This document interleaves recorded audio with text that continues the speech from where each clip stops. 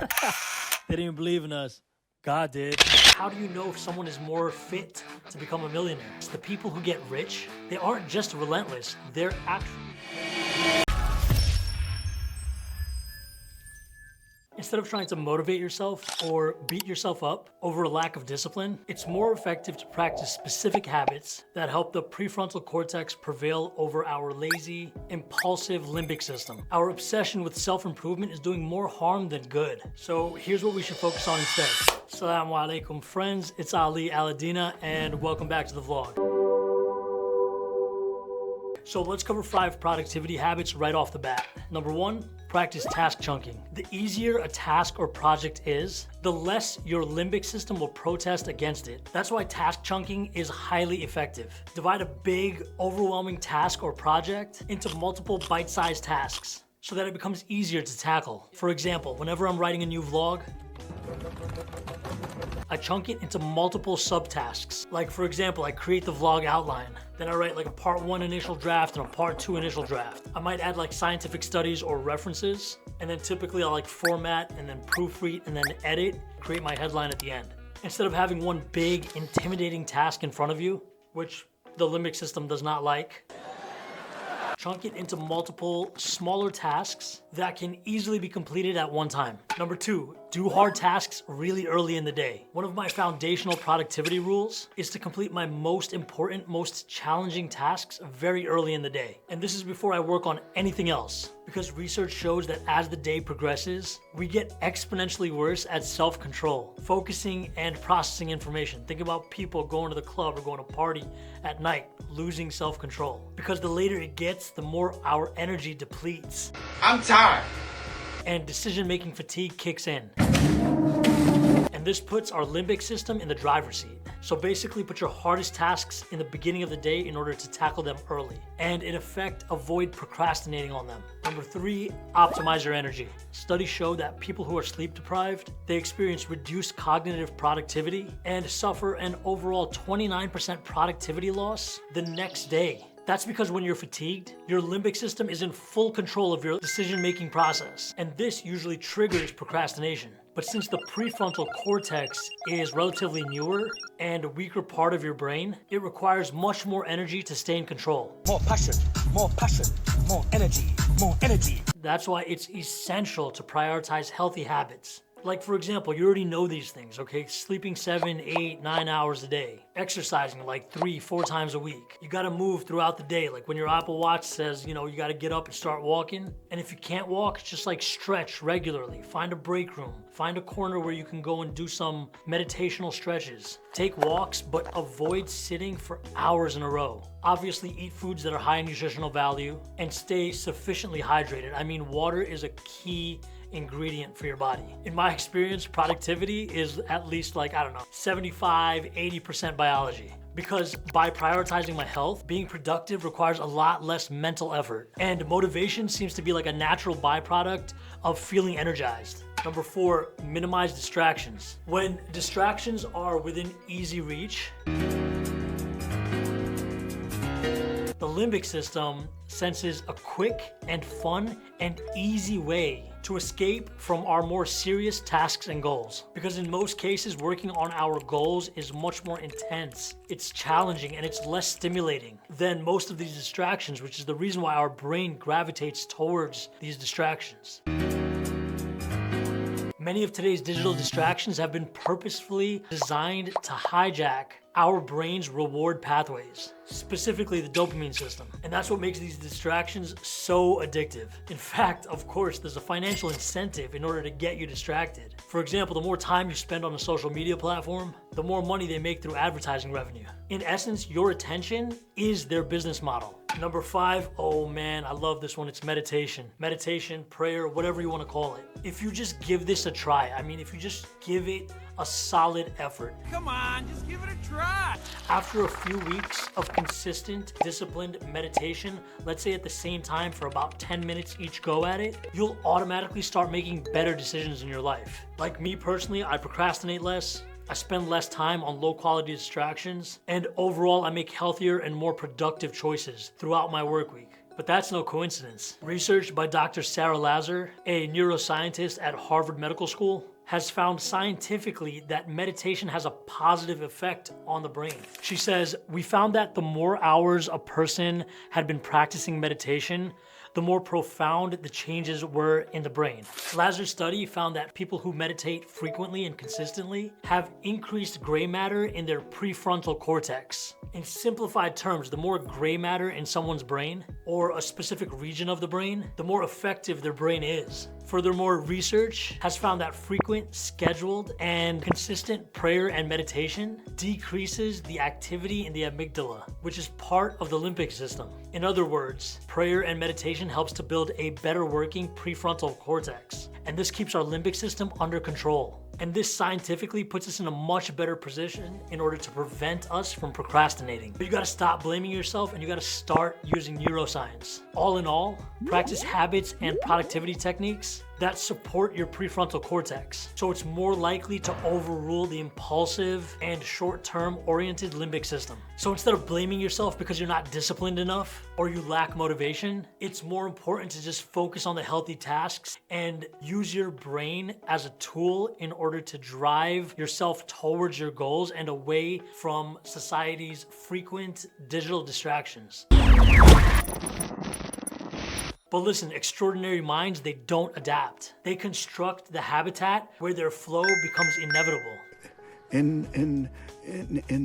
Inner peace. And their brilliance becomes very hard to ignore. Why? Because productivity was built for average minds. As in, flow is how genius works. Like, productivity culture was designed to make offices, corporations, and factories run more smoothly. But genius minds don't operate within those constraints. They thrive in deep, immersive states where cognition is fully engaged, and then complex patterns start to emerge. These states are not indulgences. They are the conditions under which original thought is produced. So when high-capacity minds are forced into systems that are optimized for routine, their input, their output, it flattens in order to match the structure. But when they are given the space in order to enter sustained flow, they generate work that literally shifts industries and creates new paradigms and generational and decades-long and centuries-long advancements. The collective flow isn't necessarily an escape. It's the natural habitat of a genius. But genius doesn't equate to necessarily money-making ability, meaning that how do you know if someone is more fit to become a millionaire? Jeff Bezos once said it best: if you're not stubborn, you'll give up too soon. Keep up. If you're not flexible, you'll pound your head against the wall. And what he meant was this: the people who get rich, they aren't just relentless, they're actually very adaptable. They don't need it to necessarily go their way. They just need it to work. They'll test like 20 different versions, and they will certainly fall in public. And then they'll scrap the whole idea.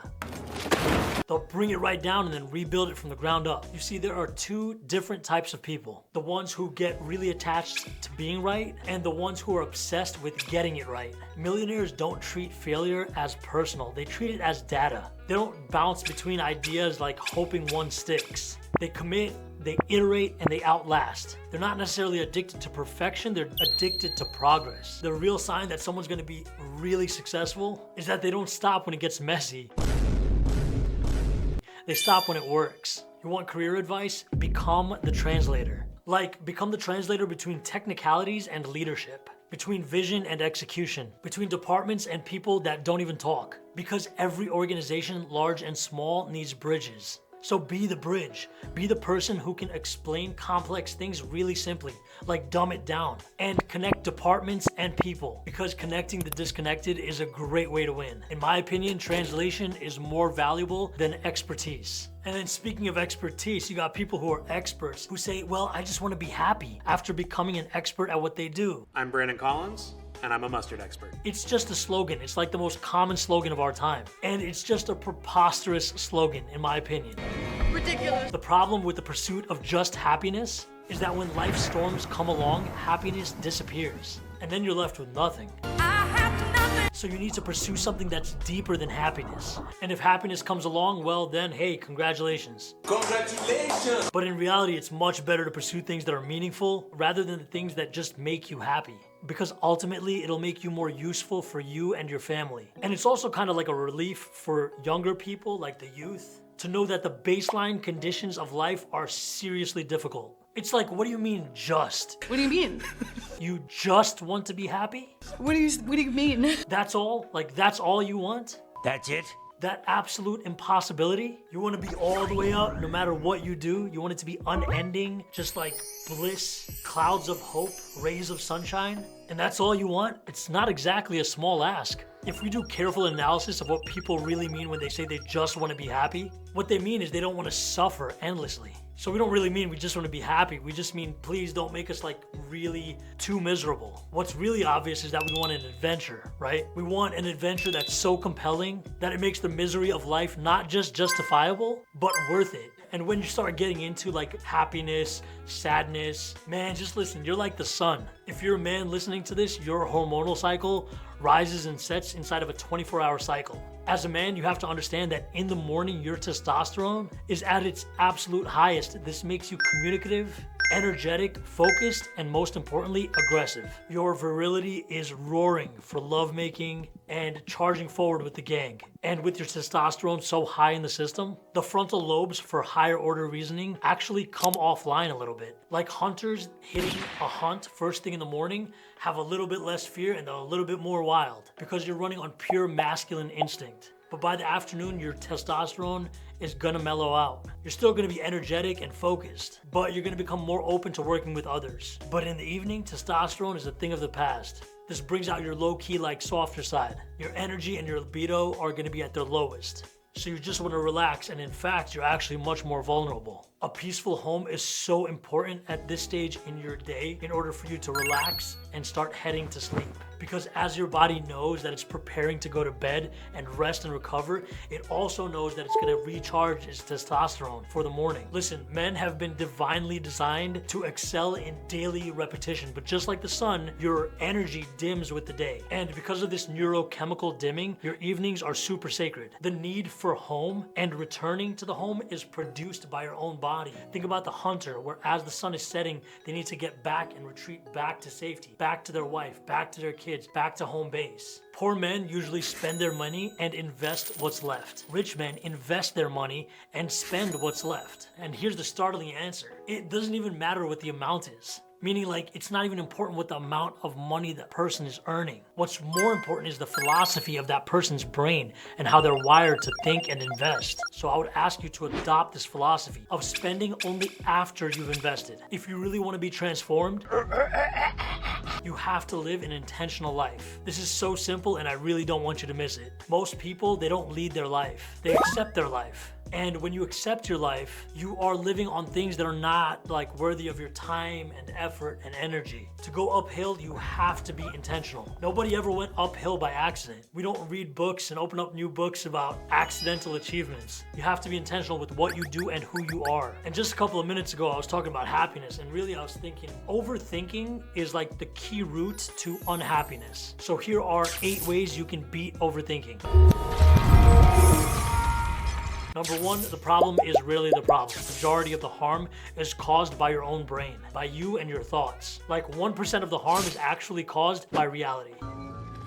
Reality can be whatever I want. Most of the time, the problem really isn't the problem, but the way you think about the problem is. Number 2, avoid self-rejection. You don't think you deserve that opportunity? Apply for it anyways. You don't think your social media post is good enough? Post it anyways. You don't think they'll reply to your pitch deck? Send it anyways. Never overthink yourself into self-rejection. Number 3, silence and time. The truth is, most problems aren't solved with more thinking. They're solved with less. You'll find most of the answers you're looking for in silence and in time. And this bandwidth of time allows your mind to think clearly. If you can't solve a problem, just stop trying to. Stop it. Get some help. Number 4, when you start criticizing yourself for past mistakes, or you start seeing disaster around every corner, ask yourself, is there anything I can do right now to change the past or to positively influence the future? If the answer is yes, do it right now and take action. If the answer is no, be at peace and just let it go. Meaning you have to either take action or let it go. Let it go. Everything else is just self-harm. Number 5, the power of now. You're not gonna overthink yourself into a better future. And you're definitely not gonna overthink yourself into a better past. All you have is now, and what you do with now can make right of your past and make good of your future. Number 6, fact check your own thoughts that reflect your own insecurities and your fears and your worries. Because in highly emotional situations, your thoughts will tell you stories that aren't even true. So fact check yourself. Number 7, acceptance is literally peace. No amount of anxiety will change your future or the current situation. Peace is found in acceptance, so just accept imperfection, accept the uncertainty, and accept the uncontrollable. Because truly, you can only control the controllables. I'm not saying you have to understand, tolerate, or forget something, but if you want peace, just accept it. Inner peace. Number 8, health, it starts in your mind. You can go to the gym, you can eat healthy, you can go to yoga, you could drink a bunch of water, you could take your vitamins, but if you don't directly confront the negativity in your mind, you will never truly be healthy. Our health isn't always necessarily measured by the size of our muscles or the size of our waist. True health is measured by the quality of our thoughts and the peace that rests in your mind. Inner peace. I want to tell you a story. I asked a truck driver some years ago who was applying at Exam Transport, and at that time I was working, as a recruiter, having these conversations with new drivers that were looking to come lease a truck and come on board and start operating. So I asked this truck driver, I said, have you found the opportunity that's going to take care of you and your family for the rest of your life? And she says well, no. I said, well, that's one of the most important questions that you'll ever be asked in your entire life. And so then I said, would you mind if I ask you the second most important question? Are you spending some time every week looking for that opportunity? Two of the most important questions you'll ever be asked in your life, and both of your answers to both of those questions are no.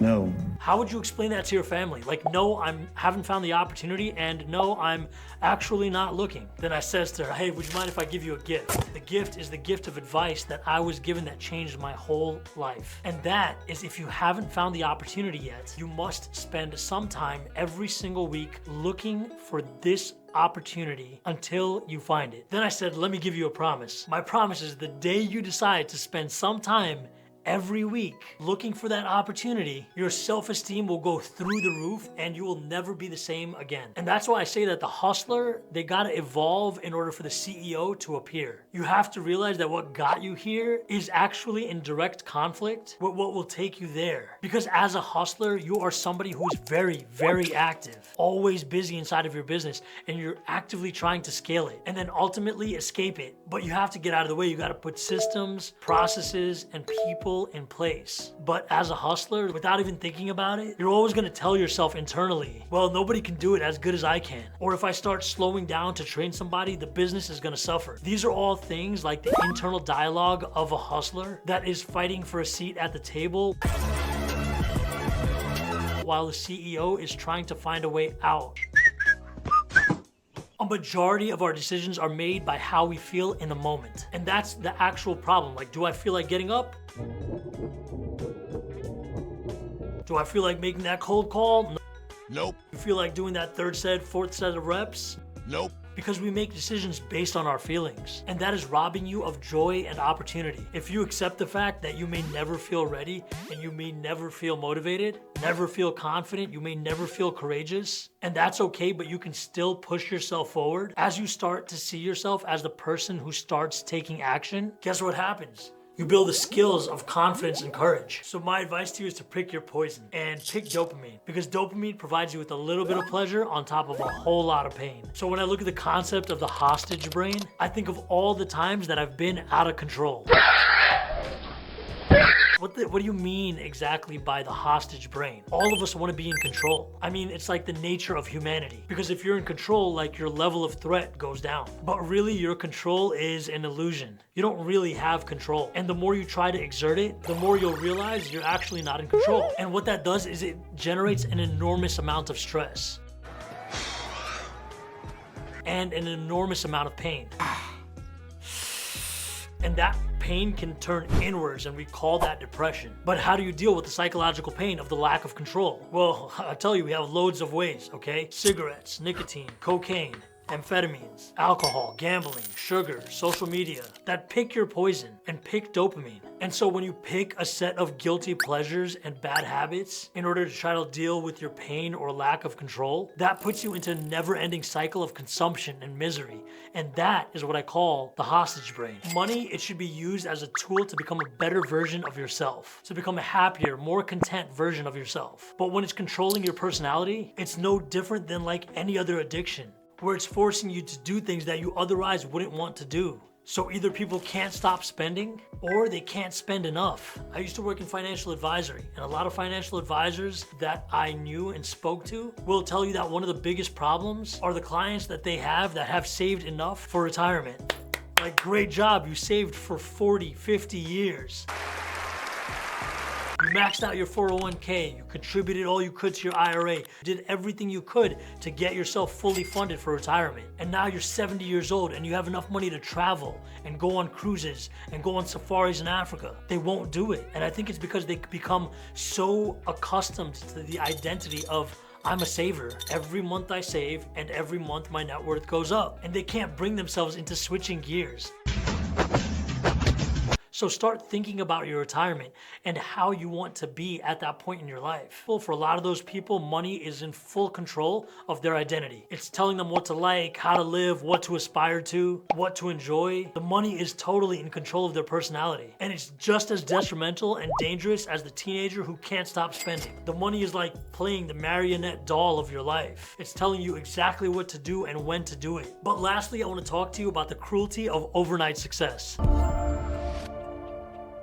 Because everybody wants to glow up, but nobody wants to grind. I've always been suspicious of the phrase overnight success. That's suspicious. It's too convenient. It's designed to hide the years of drudgery that came before. But the reality is that most so-called overnight successes are like 10-year slogs, 20-year slogs, punctuated by humiliations and failures that nobody wants to put on the cover of the book jacket. We love as a society and obsess over speed.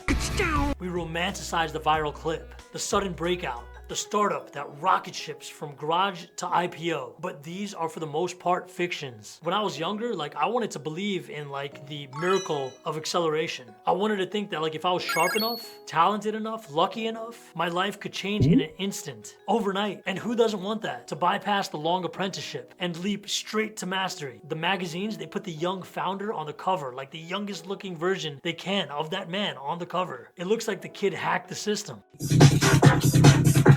And the rest of us are left wondering what invisible ingredient we're missing while we push our own boulder up the hill. But what I've come to understand is this: the 10 years that no one talks about is the real story. Those years are where character is shaped. They are where you learn how to take rejection without falling apart, how to produce something decent on a bad day, and how to keep showing up when the applause is nowhere to be found. Those are the years where you actually become boringly competent at the things that nobody celebrates. Like filing your taxes correctly, managing your cash flow and your balance sheet, negotiating without flinching, and just showing up and playing the game. These are like the unglamorous muscles that make the glamorous moments actually possible. But competence isn't sexy, so we pretend it doesn't exist. The era of suffering is compressed into a 30-second sequence with music on it, and then with a rising, inspiring chorus. We're in the big stage moment. No one wants to watch the scene of a 30-year-old or a 40-year-old sitting in a fluorescent lit room, trying to finish a draft or a sales pitch or a proposal while their rent is staring right back at them. But that's the reality. And this might go against the grain in the age of instant gratification. But success is supposed to be slow. If you get it too quickly, it actually breaks you. Look at the child stars who melt down before our eyes. The athletes who peak early and then end up in jail. The startups that raise way too much money, too soon, too fast, and then they collapse under their own weight. Because the slow burn actually protects you. It hardens you in ways that the quick ascent never does. It forces you to live with yourself in the in-between. Is it possible to sprint fast and to capitalize on momentum? Absolutely, you can definitely sprint. Yes! Yes! race. But that sprint, that quality of that sprint will actually be masked by years of hidden training. Like, you can run a marathon without stretching first, but you'll wreck yourself in the process. I don't think we do our friends and family and children any favors when we sell them the idea of the overnight success. We leave them unprepared for the truth that mastery is monotony stretched out over a decade. And the part that stings the most is nobody cares about your consistency, your discipline, your monotony. Nobody gives a They only care when the payoff arrives. That creates like an almost psychic violence because you know how much you suffered. How many nights you stayed up overnight, didn't sleep, and then you doubted yourself. How many compromises you've had to swallow. And then someone stumbles along and calls you an overnight success, as if those years never happened. The phrase takes a lifetime of preparation and reduces it down to a punchline. I've seen friends and family fall under the weight of all of this because they're told that they're lucky, as if luck is what carried them through years of working through jobs while they're working on their business, or working at a job in order to fund their passion, a job that they hated. The language of instant success is actually cruel because it invalidates the grind. It suggests that the grind wasn't real, it wasn't necessary, it wasn't worth remembering, it wasn't worth reflecting on, it wasn't worth anything. But what if the grind is the point? What if the decade in the wilderness is the substance, not the prelude? I've started to believe that success is being the kind of person who can keep going without the attention and without the applause, because the applause always vanishes eventually, and then you're left with yourself again. If you're built on recognition alone, you'll collapse when the recognition moves elsewhere. But if you're built on a foundation, those invisible years that nobody was watching, nobody cares about, you stay standing regardless. So let's kill the myth. Let's admit that every so-called overnight success is a story edited for speed. Let's tell the kids who are dreaming of success and greatness that what they're dreaming of is really a decade of drudgery and commitment and hard work. And the drudgery, it might not actually be worth it, maybe. And let's ask ourselves whether we actually want what we say we want. Like, do you really want to be an overnight success if you're not prepared for the weight that might crush you underneath it? Or do you want to suffer through that long apprenticeship where the victories are very small and the defeats really sting, that when the larger stage comes, you're actually strong enough and confident enough to stand on it? I choose the latter, man. I choose the latter every single time. I choose the decade. It's freaking humiliating. It's unglamorous and it's exhausting. And it's also where life actually happens. The world may not notice until year 11, but by then you'll be too busy to tell your story. Thank you so much for your time and see you at the top. Peace.